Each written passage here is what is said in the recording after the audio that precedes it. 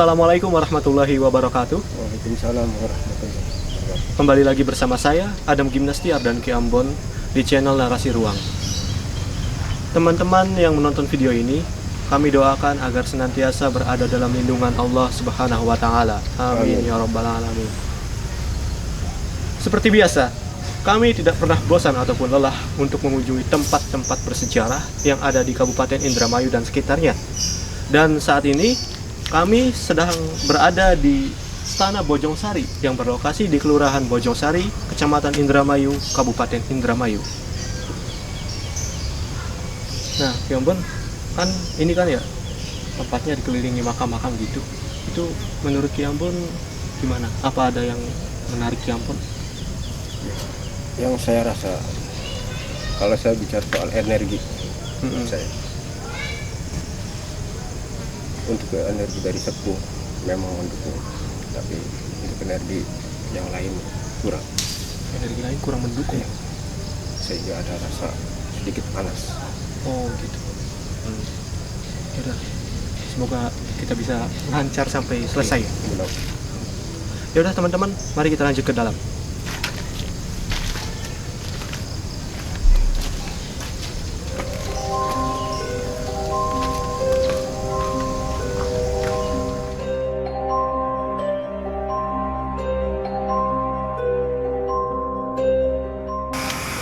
Nah, teman-teman, sekarang ini saya mau cerita sedikit tentang Stana Bojong ini.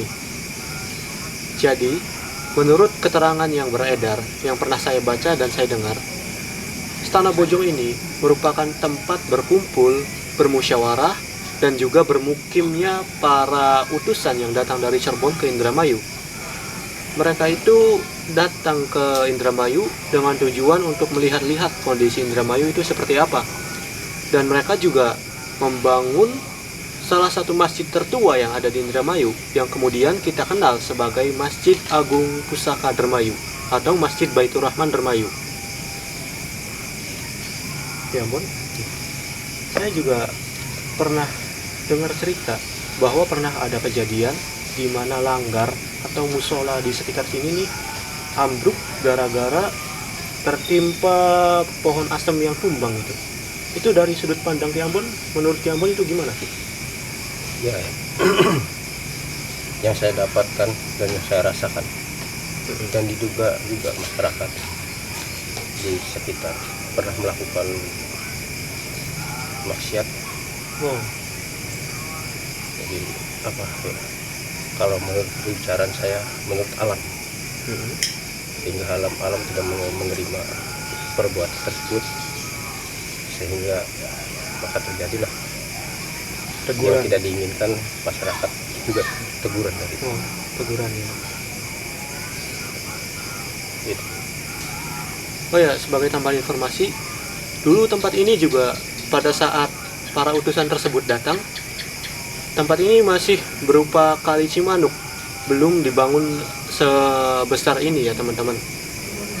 Nah, untuk melanjutkan perjalanan dan penelusuran kami pada malam hari ini, mari kita lihat-lihat.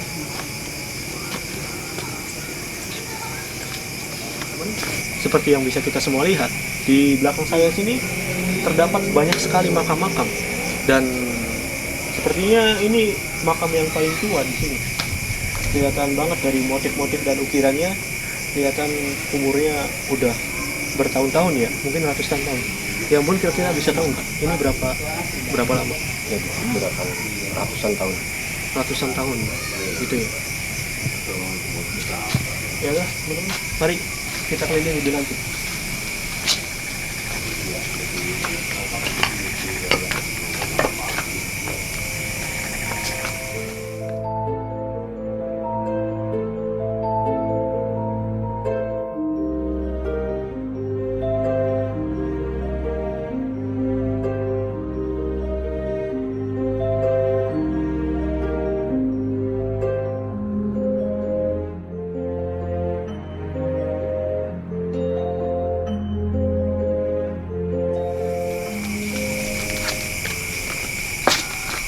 Ya, teman-teman, setelah tadi keliling-keliling sebentar, sekarang mari kita lihat makam-makam yang ada di dalam. dan sekalian bertemu dengan Bapak Juru Kunci juga. Mari, Ki Ampun. Mari.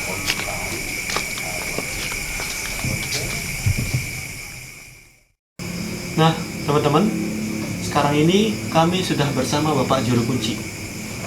Assalamualaikum Bapak. Waalaikumsalam warahmatullah. Bapak, punten, kami dari channel Narasi Ruang. Saya Adam Dinastiar dan itu Ki Ampun. Nah, punten Bapak, namanya Bapak siapa ya? Saya Pak Udin, Mas. Pak Udin. Pak Udin udah berapa lama jadi juru kunci di sini? Kurang lebih 3 tahun. 3 tahun. Iya. Berarti Bapak cukup paham atau tahulah ya sejarah-sejarah tentang tempat ini? Jadi saya jujur aja Mas ya, kalau paham sih enggak, cuman kita juga artinya tahu dari kuping ke kuping ya, mungkin kuping tersebut kupingnya orang-orang terdahulu kan. Bapak tahu nggak kenapa tempat ini nih dinamain Stana Bojong? Ya, justru itu pertanyaannya Mas ya. Jadi Istana Bojong itu mungkin awal mualnya apa gitu, kita juga kurang tahu persis ya. Cuman ya menurut kita ya mungkin yang jelas mah artinya apa, astana itu sebuah tempat ya atau lokasi. Nah mungkin dengan istilah astana atau stana itu kan dari orang tua dulu sampai kepada kita. Nah sekarang jadi dijuluki istana, itu awal mualnya Mas. Iya. Jadi Astana Bojong itu tempat yang ada di Bojong. Tempat, gitu? jadi yang jelas mah. Jadi kalau istana kan kayaknya jauh Mas ya. Jauh. Ya yang jelas tempat kan Mas. Di sini ada makam siapa aja Pak? Jadi di sini itu kan ada 9 makom petilasan Mas ya. Jadi antaranya Mbak Pusangkan ya. Itu Mbak Pusangkan makomnya atau petilasan atau apa? Iya yang jelas petilasan sih Mas. Petilasan. Jadi pertama Mbak Pusangkan, kedua Syekh Datul Kapi, dan ketiga Kanjeng Sunan Kalijaga, keempat dan lima Pangeran Antasangin dan Pangeran Purbaya, keenam Ibunda Nyimas Gandasari.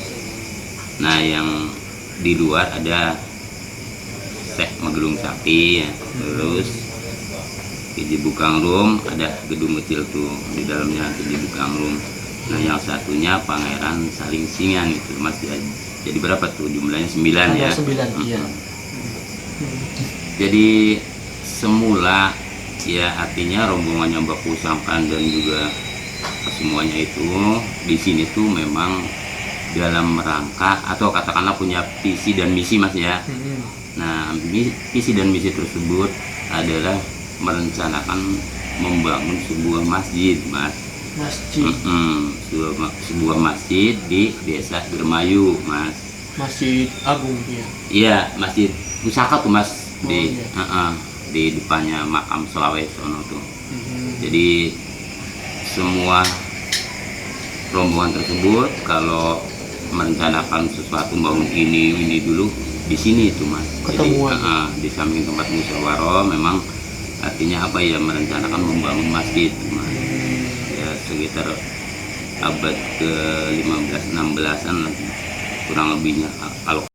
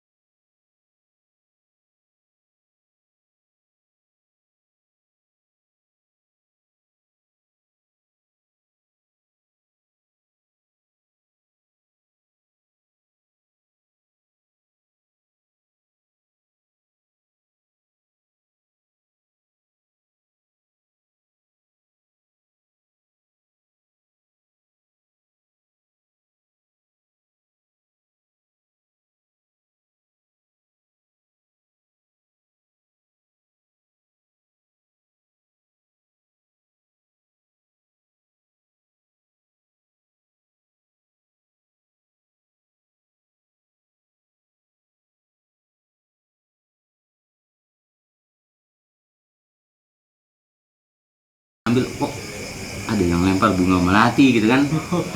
Nah pas saya berikan sama dia tuh mas, sama anak perempuan tersebut tuh, itu kalau yang lainnya nggak pernah mas.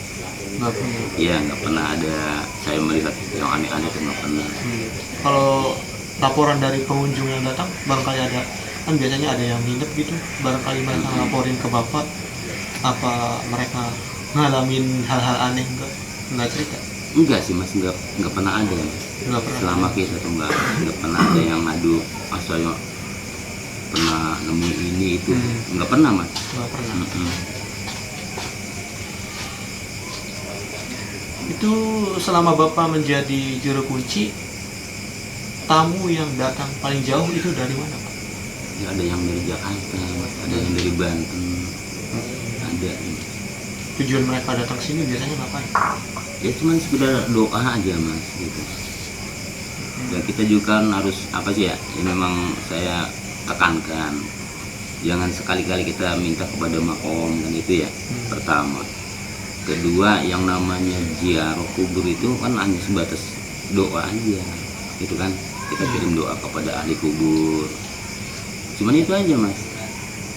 Jadi kita bisa mengantisipasi hal kemusyrikan kan ya. Iya. Memang nggak boleh gitu kan. Hakikatnya meminta kepada yang kuasa. Iya. Sampai kantor.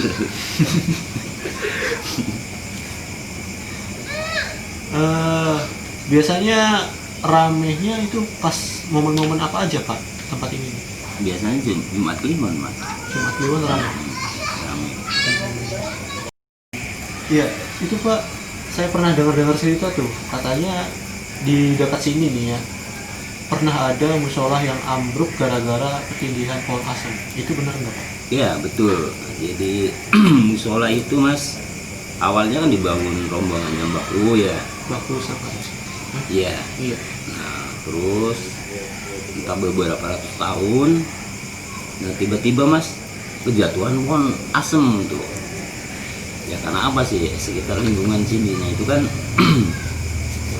apa, sering melakukan maksiat atau apa ya, Masyarakat setempat. iya kan suka ada orang mabuk-mabukan apa itu kan, mau dijaga ya, yang namanya maksiat kan banyak mas ya. Iya.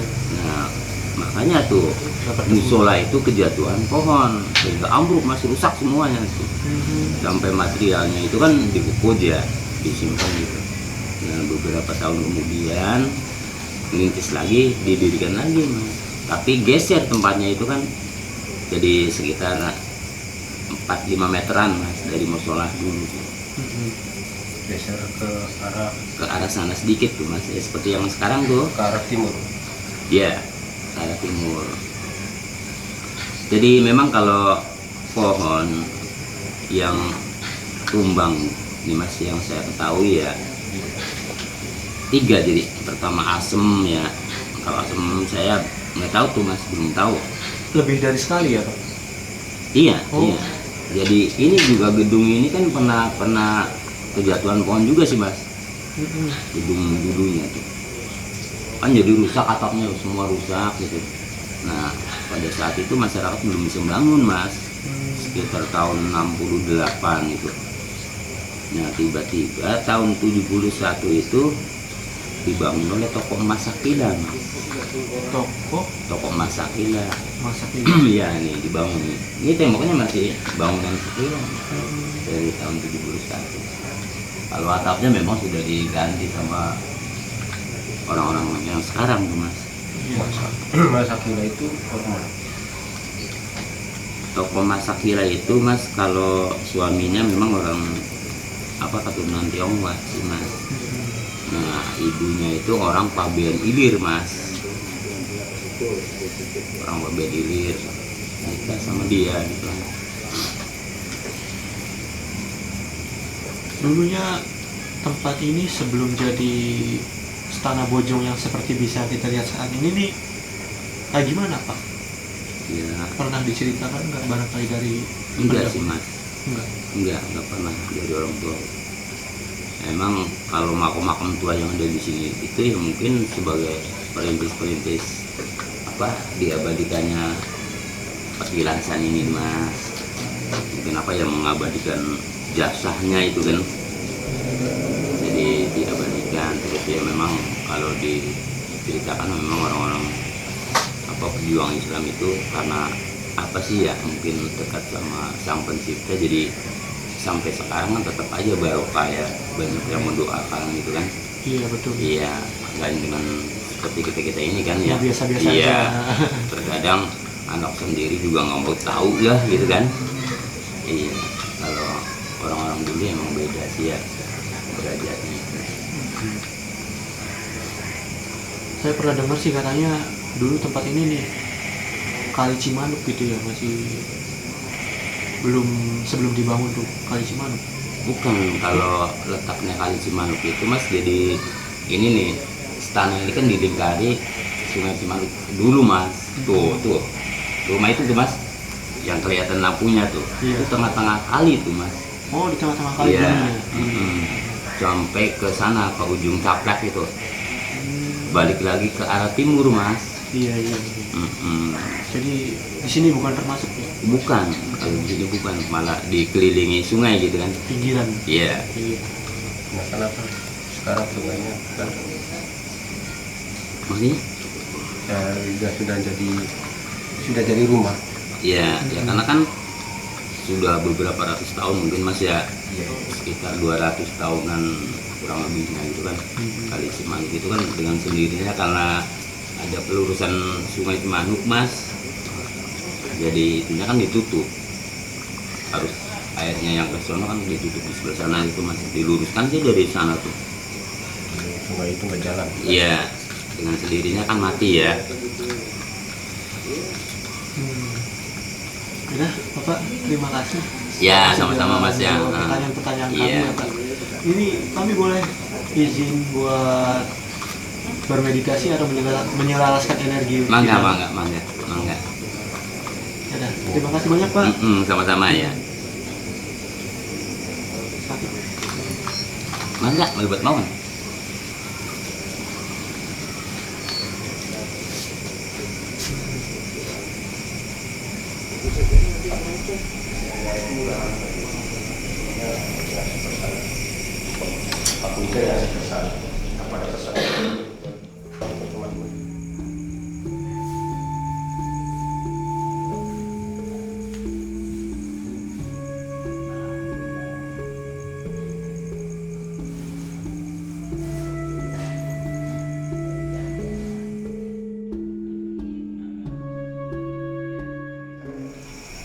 Iya teman-teman, sekarang ini kita sudah berada di dalam Stana Bojong ini ya. Bapak, mungkin bisa ditunjukin ini makamnya siapa aja Pak? Oh mangga. Ya, jadi karena di dalam ini ada 6 makam petilasan ya, tidak termasuk asistennya siapa? Ibu Nimas Gandasari ya. Iya. Jadi kita dimulai aja dari sini ya. Ini walaupun kita nggak tahu persis ya karena semuanya juga Allah alam kan. Jadi pikir kita ini kan sebagai yang paling sepuh gitu ya. Ini perusahaan kalau anggapan saya. Ya, nomor pertama dari arah timur. Dan yang kedua itu kan Syahdatul Kapi ini. Nah, terus yang ketiganya ini Kanjeng Sunan Kalijaga. Dan keempat Pangeran Antasangin ini. Nih. Pangeran Antasangin yang keempat putranya, yang kelima Pangeran Purbaya. Dan yang keenam ini termasuk para asistennya Nimas Gandasari, ini Ibunda Nimas Gandasari Beserta para asisten. beserta para asistennya. Nah, terus yang tiganya ada ya di luar, Mas. Gimana ya? Yuk.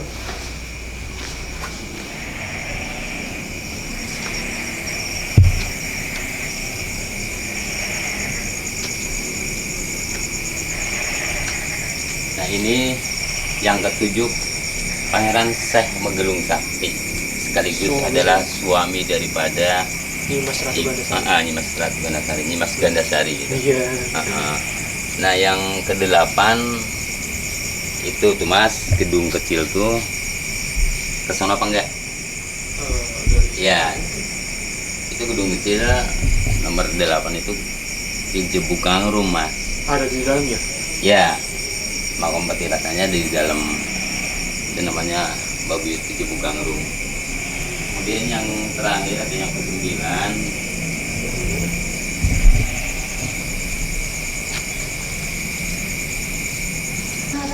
Nah ini jadi urutan yang ke-9 ini Mas Punten ya. Ini petilasannya Pangeran Salingsingan. Pangeran Salingsingan. Ukurannya itu umum gitu ya. Ini yang terakhir. Terakhirnya tuh. Bapak punya saran atau pesan buat penonton di rumah nggak Pak? Oh iya, jelas ya. Mungkin seselumit juga barangkali ini bermanfaat. Jadi sekarang gini ya, sebelumnya syuting hari ini atau malam ini, mungkin sebelumnya sudah ada yang bermunculan Mas. Ya kita juga bukan berarti memastikan bahwa apa yang saya sampaikan itu benar ya, Allah alam ya sifatnya. Jadi entah versi mana yang memang dianggap agak persis gitu ya, tapi kebanyakan barangkali berbeda Mas ya. Jadi kita yakin sih pasti sudah ada ya yang seperti ini tuh, tapi insya Allah ini sebagai apa sih, merupakan sharing atau pembelajaran bagi kalian semua untuk menyikapi dan menindaklanjut ya. Dan insya Allah hanya itu saja pesan atau kesan saya kepada saudara-saudara kita sekalian. Kami akhiri saja. Assalamualaikum warahmatullahi wabarakatuh. Waalaikumsalam warahmatullahi wabarakatuh. Terima kasih banyak Bapak. Sama-sama Mas ya. Insya Allah pesannya bermanfaat bagi kita. Amin amin. Sudah, mari kita lanjut ke dalam.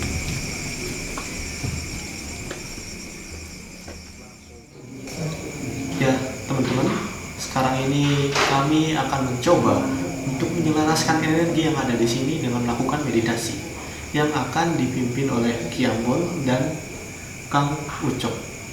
Silakan Kiambon dan Kang Ucok dimulai.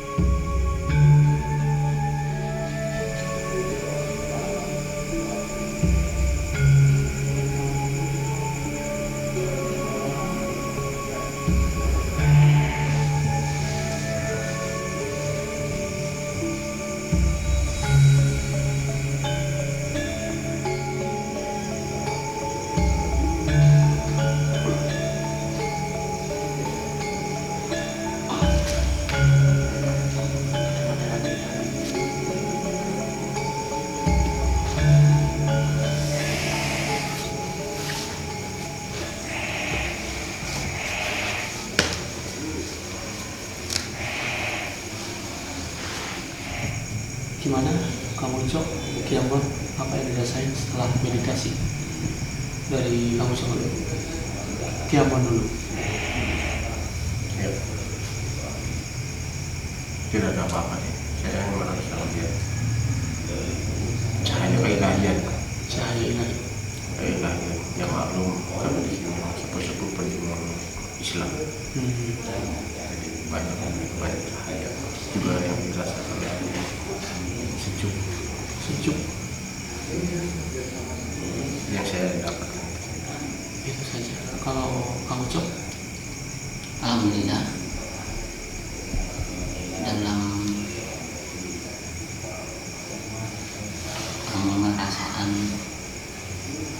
dalam batin saya ada kehangatan dan juga mensosokkan keindahan bunga yang terlihat itu sebening cahaya dan nampak jelas harum. Bunga apa itu? Tidak bisa di ini ya, artinya dalam bentuk putih keunguan itu, jadi ada keharuman menimbulkan kehangatan dalam tubuh yang mungkin karena aura yang sangat tinggi gitu ya. Iya. Jadi badan kita ini terasa hangat, enggak panas tapi hangat. Aura dari yang Aura yang ada di, iya. di sekeliling, kehangatan gitu. Nampaklah, artinya mungkin itu kehadiran dari Nyimas atau Ganasari. Mungkin kalau yang lain cuman aura-auranya aja yang ini mah nampak jelas bening keunguan itu kayak memancarkan cahayanya itu. Nah, barulah terasa dalam tubuh kita itu harumnya kehangatan bunga itu. Kurang lebihnya itu yang saya rasakan dan saya perlihat begitu jelasnya. Ya, mungkin Itu aja ya. Nah, teman-teman, setelah melakukan penelusuran pada malam hari ini, dapat kita simpulkan bahwa ternyata rumor yang beredar tentang Stana Bojong yang merupakan awalnya Kali Cimanuk ini ternyata kurang tepat, karena sebenarnya Stana Bojong ini bukan bagian dari Kali Cimanuk gitu ya, melainkan pinggiran-pinggirannya. Nah, selain itu kita juga setelah ngobrol-ngobrol dengan Bapak Juru Kunci, kita jadi tahu bahwa memang benar tempat ini, Stana Bojong ini merupakan tempat berkumpul, bermusyawarah, dan juga tempat bermukimnya tokoh-tokoh yang tadi disebutkan Juru Kunci tadi, untuk membahas tentang pembangunan Masjid Agung. Maksud saya Masjid Agung Pusaka Dermayu. Kami dari channel Narasi Ruang tidak pernah bosan ataupun lelah untuk mengingatkan kepada kalian semua bahwa dimanapun kalian berada, khususnya apabila kalian berkunjung ke tempat-tempat bersejarah dan sakral seperti ini, untuk senantiasa menjaga sopan santun, etika, beserta tata krama. Dan juga kalau kalian ingin berdoa atau memohon sesuatu, lakukan hanya kepada Allah Subhanahu wa Ta'ala. Jangan pernah memohon kepada siapapun selain Allah Subhanahu wa Ta'ala, karena itu masuknya syirik dan dosa besar. Sekian penelusuran kami pada malam hari ini. Terima kasih sudah menonton video kami. Jangan lupa like, komen, dan subscribe ya. Wassalamualaikum warahmatullahi wabarakatuh. Waalaikumsalam warahmatullahi wabarakatuh.